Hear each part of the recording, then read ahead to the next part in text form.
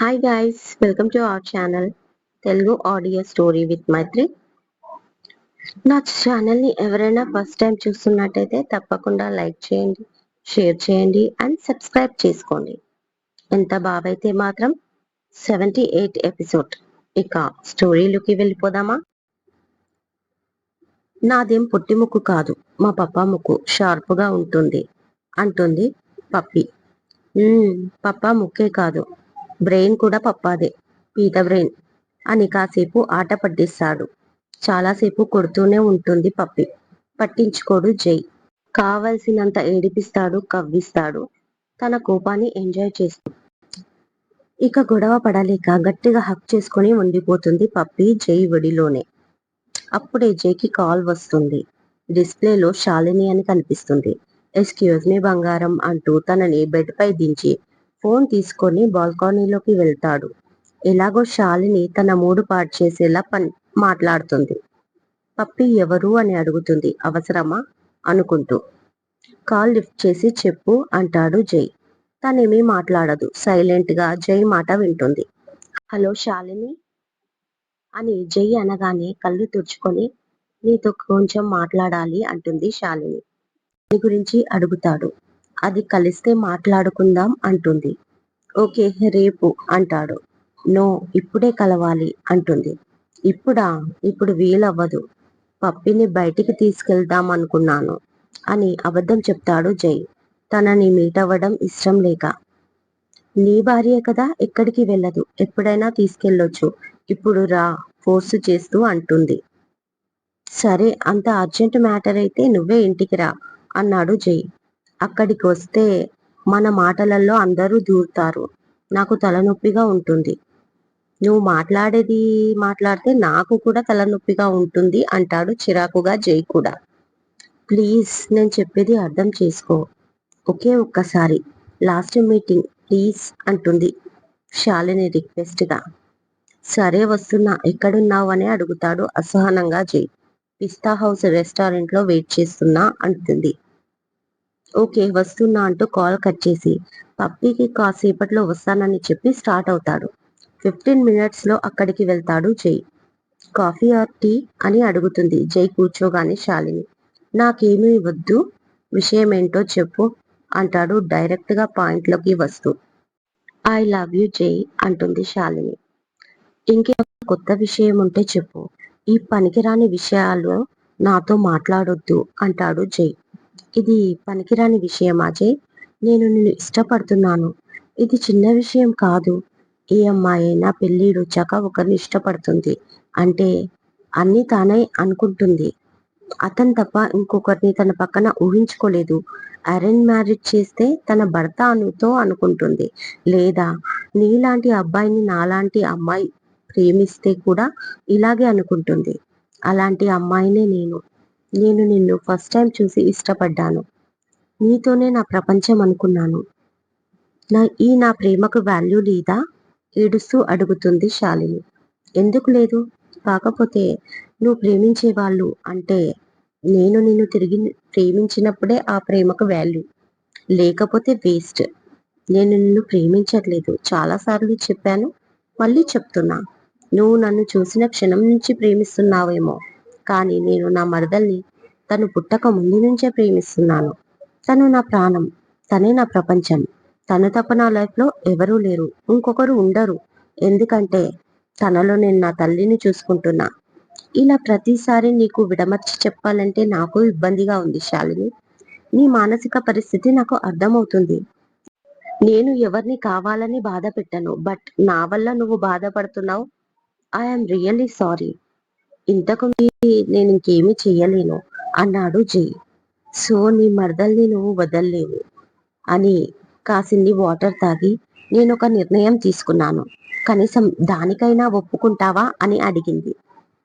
మా పర్సనల్ లైఫ్కి అండ్ పప్పీకి నీ నుంచి ఎలాంటి ప్రాబ్లం లేదు అన్నంత వరకు నేను దేనికైనా ఒప్పుకుంటా. ఏంటి విషయం అడిగాడు సీరియస్ గా జై. 4 సెకండ్లు సైలెంట్ గా చూసింది శాలిని. చెప్పు శాలిని, వాట్ హ్యాపెన్?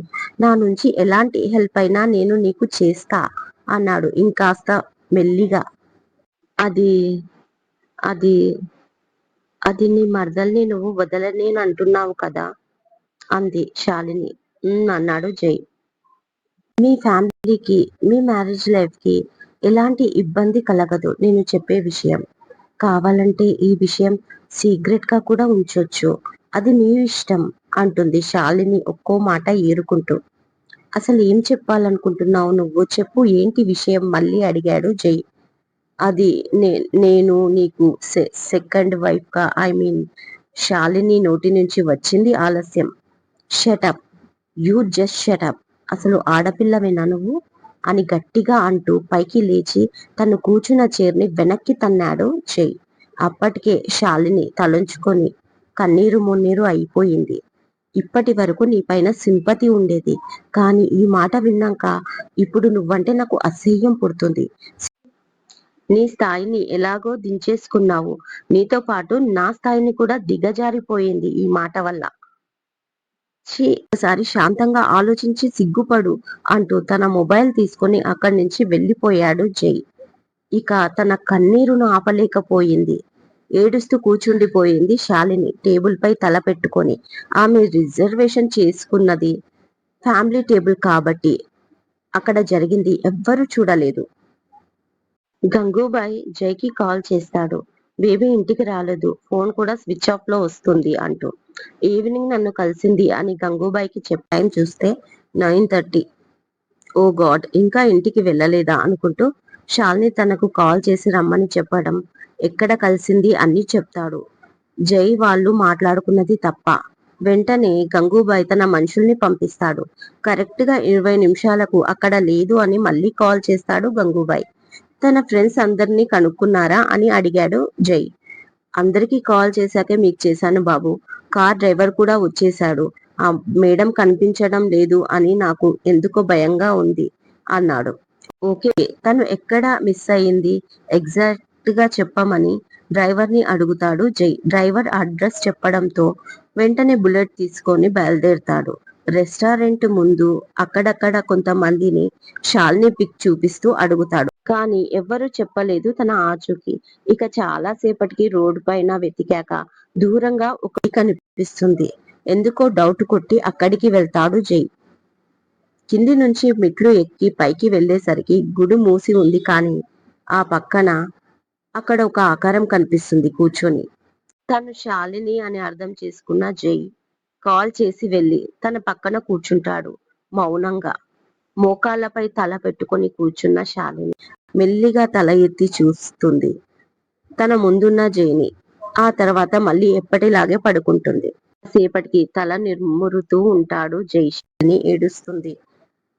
జై దగ్గరికి శాలిని తీసుకొని హత్తుకుంటాడు. కాసేపు ఏడుస్తూ ఉండిపోతుంది శాలిని. ఏడిస్తే కూడా తన మనసులో భారం తగ్గుతుంది అనుకుని సైలెంట్ గా ఉంటాడు తల నిమురుతూ. 5 నిమిషాల తర్వాత ఇక చాలు ఏడవకు, పద ఇంటికి అంటాడు. నేను ఎక్కడికి రాను, ఇక్కడే ఉండిపోతాను అంటుంది. అలా కాదు అంటూ మొండిగా చేయి పట్టుకొని 2 అడుగులు వేయగానే పార్వతి గంగూబాయ్ ఎదురొస్తారు. ఏంటి బేబీ, ఎక్కడికి వెళ్ళిపోయావు? ఎంత కంగారు పడ్డామో తెలుసా? నువ్వు లేకపోతే మేమేమైపోతాం అనుకున్నావు అంటూ పట్టుకొని ఏడుస్తుంది పార్వతి. లేక లేక కలిగిన బిడ్డవి, నీకు ఏదైనా జరిగితే మేము బతకగలమా బేబీ? చాలా భయపడిపోయాం అంటూ గంగూబాయ్ కూడా కన్నీళ్లు పెట్టుకుంటాడు. నీది మాత్రమే ప్రేమ కాదు శాలిని, నీ తల్లిదండ్రులది కూడా ప్రేమే. అది నీలాంటి వాళ్లకు కనపడదు. ఎంతసేపు మేం ప్రేమించామని మీరే గొప్పలు చెప్పుకుంటారు. మరి మీ తల్లిదండ్రులకు ఏమని సమాధానం చెప్తారు? మీ ప్రేమకు వాల్యూ గురించి మాట్లాడతారు. మరి వాళ్ళ ప్రేమకి వాల్యూ లేదా? ఇప్పుడు కాదు, ఫ్యూచర్ లో మీరు తల్లిదండ్రులు అయ్యాక మీ పిల్లలు కూడా ఇలాగే చేస్తారు చూడు, అప్పుడు తెలుస్తుంది ఈ బాధ ఏంటో. కానీ నువ్వు మాత్రం చాలా అదృష్టవంతురాలివి ఈ తల్లిదండ్రుల ప్రేమ పొందినందుకు. కాకపోతే వాళ్ళ విలువ నీకు తెలియట్లేదు. తల్లిదండ్రుల ప్రేమ ఏంటో తెలియని నాలాంటి వాళ్ళకే దాని విలువ తెలుసు అంటూ అక్కడి నుంచి ముందుకు వెళ్ళిపోతాడు జై. అతని మాటలు వింటూ అర్థం చేసుకుంటూ చూస్తూ ఉండిపోతుంది శాలిని. నైట్ బాగా లేటుగా వచ్చాడా బావా అడిగింది పప్పి. టిఫిన్ చేస్తూ నాకు తెలియదు అంటుంది ఉష. ఇప్పుడు పడుకున్నాడా? టిఫిన్ కి కూడా రాలేదు అంటాడు శ్రీనివాస్ టిఫిన్ చేస్తూ. లేదు పప్పా, మార్నింగే వెళ్ళిపోయాడు అంటుంది. కాల్ చేయలేదా అని అడిగాడు. చేశాను, బట్ నో రెస్పాన్స్.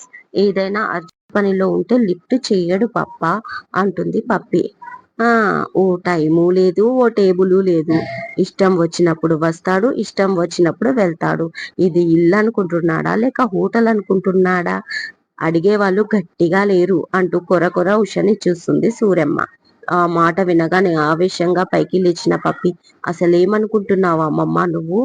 ఇది ఇల్లా హోటలా అని అడిగావు కదా, అయితే చెప్తాను విను. ఇది ఇల్లు, బావ వెళ్ళేది హోటల్కి. మా బావకి ఫుడ్ బిజినెస్ ఉంది కాబట్టి. ఇకపోతే టైం అండ్ టేబుల్ కావాలి కదా, లేవు అన్నావు కదా, అవి కూడా ఇక్కడే ఉన్నాయి. అదిగో అక్కడ గడియారం వాల్ పై ఉంది, అందులో టైం ఉంది. ఇక్కడ టేబుల్ ఉంది, దీన్ని డైనింగ్ టేబుల్ అంటారు. ఒక టైం టేబుల్, రెండు కరెక్ట్ గా ఉన్నాయి కదా. మరొకసారి మా బావని ఏమన్నా అంటే ఊరుకునేది లేదు అని చూపుడు వేలు చూపించి మరి ఆవేశపడిపోతుంది పప్పి. పప్పి మాటలకు ఆశ్చర్యపోయిన శ్రీనివాస్, పప్పి ఎందుకంత హైపర్ అవుతున్నావు అని అడుగుతాడు. అంతలో సూర్యమ్మ అందుకొని, ఎందుకదు అరుస్తుంది? నేను ఆగానికి వచ్చాను కదా. కానీ ఒకటి గుర్తు పెట్టుకోవే, నేను నీకు అమ్మమ్మని చిన్నప్పటి నుంచి జోలపాట పాడి పెంచాను. ఇవాళ వాడే ఎక్కువయ్యాడా నీకు అని అరుస్తుంది సూర్యమ్మ. వాళ్ళ ముగ్గురు ఓవర్ యాక్షన్ చేస్తూ ఉంటే సైలెంట్ గా తింటూ ఉంటుంది ఉష. అయినా నిన్ను కాదు, ఇదిగో నా కూతుర్ని అనాలి అంటుంది. అంతలోనే సూర్యమ్మ ఉషా వైపు తిరిగి, ఇది మరీ బాగుంది. వాడేదో పనిలో ఉండి లేటుగా వచ్చాడు, ఇంకేదో పని ఉందని మార్నింగ్ వెళ్ళాడు. జనరల్ గా అందరూ చేసేదే చేస్తున్నాడు, దానికి మీరే ఎక్కువగా రియాక్ట్ అవుతూ అనవసరంగా బీపీ రేస్ చేసుకుంటూ మధ్యలో నన్నంటారెందుకు? కానీ ఒకటి గుర్తుపెట్టుకోమ్మా, నా అల్లుడు ఎప్పుడేం తప్పుడు పనులు చెయ్యడు. వాడికి బాధ్యత తెలుసు. నీ మనవరాల్లాగా కాదు, వాడు దీంతో వేగడమే ఎక్కువ అంటూ ప్లేట్లు తీసుకొని వెళ్ళిపోతుంది ఉష. ఉషా మాటలు విని, పప్పా ఎక్కువ రియాక్ట్ అయ్యానా అని అడుగుతుంది పప్పి. అవును పప్పి, చాలా ఓవర్ రియాక్ట్. నేనే భయపడిపోయాను అంటాడు శ్రీనివాస్. ఏం చేయాలి పప్పా, ఈ మధ్య బావ గురించి ఎవరేమన్నా ఆవేశం పొడుచుకు వస్తుంది. బావకి అపోజిట్ గా మాట్లాడితే అస్సలు వినాలనిపించడం లేదు అంటుంది. ఇది వరకు ఎవరైనా నాలుగు మాటలంటే ఇంకో రెండు తక్కువయ్యాయే, ఆ రెండు కూడా అంటే బాగుంటుంది అనిపించేది. అమాయకంగా కళ్ళు తిప్పుతూ అంటుంది. కోపం పొడుచుకొస్తుంది, ఊరికే వస్తుంది కదా, అదే డబ్బులు ఇచ్చేది ఉంటే తెలిసేది అంటూ గొనుగుకుంటూ రూమ్ లోకి వెళ్ళిపోతుంది సూరమ్మ. పప్పి చెప్పిన మాటలు అర్థం కాక పప్పి ఆ మాట విని, అవునా, డబ్బులు ఇచ్చేది ఉంటే కోపం రాదా అనుకుంటూనే కాలేజీ టైం అయింది అంటూ శ్రీనివాస్ కి చెప్పి బయలుదేరుతుంది. సాత్విక్ జైని కలవడానికి తన రెస్టారెంట్ కి వెళ్తాడు. పెయిన్స్ ఎలా ఉన్నాయి భయ్యా, తగ్గాయా? నా ట్రీట్మెంట్ బాగా పనిచేస్తుందా భయ్యా అని అడుగుతాడు సాత్విక్ కి ఎదురైన శాస్త్రి. నా సంగతి సరే, జై ఎక్కడ ఉన్నాడు కోపంగా అడుగుతాడు సాత్విక్. లోపల రూమ్ లో ఉన్నాడు అంటూ క్యాష్ కౌంటర్ పక్కన ఉన్న రూమ్ చూపిస్తాడు శాస్త్రి. సిస్టమ్ లో ఏదో వర్క్ చేస్తూ కనిపిస్తాడు జై. ఏంటిది అని అడుగుతాడు కోపంగా వచ్చి. జై ఎదురుగా నిలబడి దాదాపు ఏడుపు ముఖం పెట్టుకొని సాత్విక్. ఏం జరిగింది అడుగుతాడు జై. మా మమ్మీ డాడీ శాలినితో నా పెళ్లి అనుకుంటున్నారు. నేను కూడా తనని ప్రేమిస్తున్నానని వాళ్ళు అనుకుంటున్నారు. నువ్విచ్చిన టాస్క్ ప్రకారం శాలిని నా లవ్ ని ఓకే చేయాలి. ఆ అమ్మాయి చేసేలా కనిపించడం లేదు. నీకు దండం పెడతాను, నన్ను వదిలేసేయ్. మరొకసారి పప్పి జోలికి రాను. ఎక్కడైనా దూరంగా వెళ్ళి ఏదో ఒక హాస్పిటల్లో వర్క్ చేసుకుంటాను. ప్లీజ్ జై భయ్యా, నన్ను అర్థం చేసుకో అంటాడు బాధపడుతూ సాత్విక్. అరే ఎందుకంత బాధపడుతున్నావు, ఇప్పుడు ఏం జరిగిందని అడుగుతాడు జై. ఏం జరగాలి? ఏదో నీతో పప్పి విషయంలో ఎక్స్ట్రా చేశానని ఇంత పనిష్మెంట్ ఇస్తావా అని అడుగుతాడు. ఏంటి పనిష్మెంట్? ఆ అమ్మాయికి ఏం తక్కువ? లైఫ్ లో ఎవరినో ఒకరిని పెళ్లి చేసుకోవాలి. అదే శాలినిని పెళ్లి చేసుకో, ఇందులో పనిష్మెంట్ ఏముంది? పైగా శాలిని చాలా అందంగా ఉంది. నీలాగా డాక్టర్ కాకపోవచ్చు, కానీ యుఎస్ స్టడీ చేసి వచ్చింది. ఆమె వెనకాల చాలా ఆస్తి ఉంది. ఆమెను చేసుకుంటే నీ లైఫ్ బాగా సెటిల్ అయిపోతుంది. నువ్వు ఏదో హాస్పిటల్లో వర్క్ చేయడం కాదు, నీకే ఒక హాస్పిటల్ కట్నంగా ఇస్తాడు. అయినా ఆ అమ్మాయికి ఏం తక్కువ చెప్పు? నిజం చెప్పాలంటే ఆ అమ్మాయి నీకు చాలా ఎక్కువ అంటాడు జై. ఇదండి ఇవాళటి ఎపిసోడ్. మరో మంచి ఎపిసోడ్ తో మీ ముందు ఉంటాను. మైత్రి.